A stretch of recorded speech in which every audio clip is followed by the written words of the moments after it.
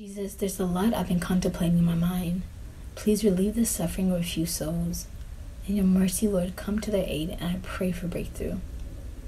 And also, Lord, have mercy over our nation and give strength to President Trump. Heal the hearts of many with this great racial divide and war that's taking place. I don't understand it, Lord, but I trust you. I know that this will be the best 4 years in this nation if you pray for him and pray for this nation. So please help us to do that. And as an aside family, majority of my family is unaware of the times we're living in and Lord backing of President Trump. With the recent executive orders, my family and many minorities were in an uproar. Even those who voted for him were having doubts as the media continued to encourage the outrage with executive orders over the DEI program, which promotes affirmative action and inclusion, and also the immigration orders he was putting into place. They felt it was racially ignited.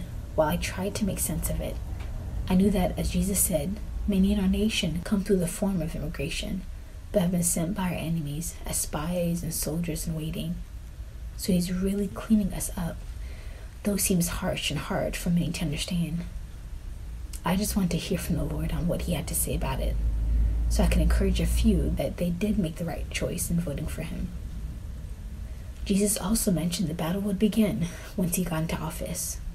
And truly it has begun. Is there anything on your heart, Jesus? Jesus began. My love has no bounds for my beloved brides. Continue to persevere, my warriors of love, especially those who are suffering. Great respite and peace is coming, I promise you that. But I do need your sacrifice and suffering for just a bit longer. This is not only for your own sanctification, but it's for your nation. I mentioned to you, beloved ones, that the battle will truly begin after the election. He needs your prayers more than ever, as the media will continue to twist things and incite racial division, and even encourage race riots because of some policies in different situations that will present itself to make it seem this president's stance is all about race and white supremacy, which it is not. Under my leading, he's purging this nation one way or the other of many open doors, open borders, and open ways in which your enemies have had a foothold in your nation.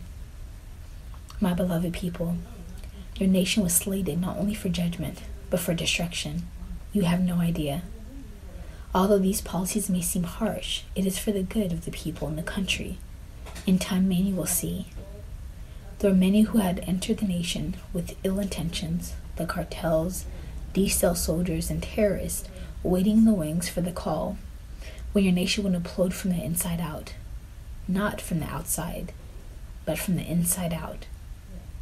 They always make it seem as though you have outside enemies who attack. Although there's many, the best way to execute a seamless attack to destroy a nation is to bring instability, but from the inside, through infiltration. Then you attack. It worked in the time of Greece and the Trojan horse military tactic, and it hasn't changed. Hence, the movie Obama produced explained it all. Cause unrest, cut off communication, and men will begin to turn on one another. They're so easy can invade because everyone's pointing fingers to the outside, when the real work and the real enemy was on the inside.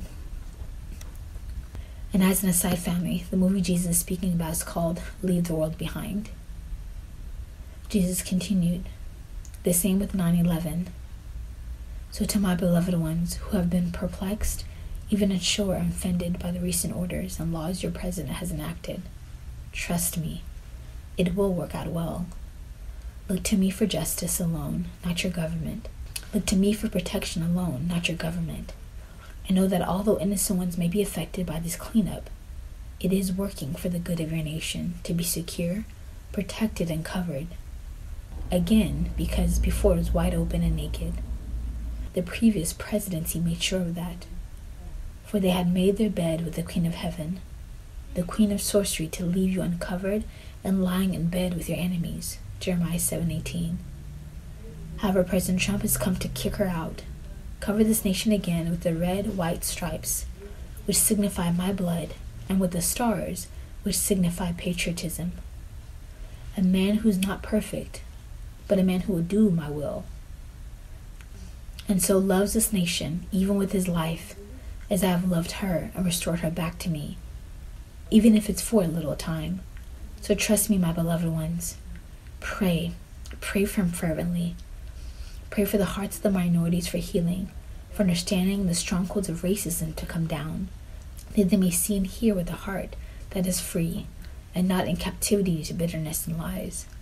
Pray also for the patriotic counterparts to be full of compassion and understanding of their minority brethren, and not further perpetuate the idea and lies that any race is better than another, that the nation rather is not regressing backward, but they're moving forward.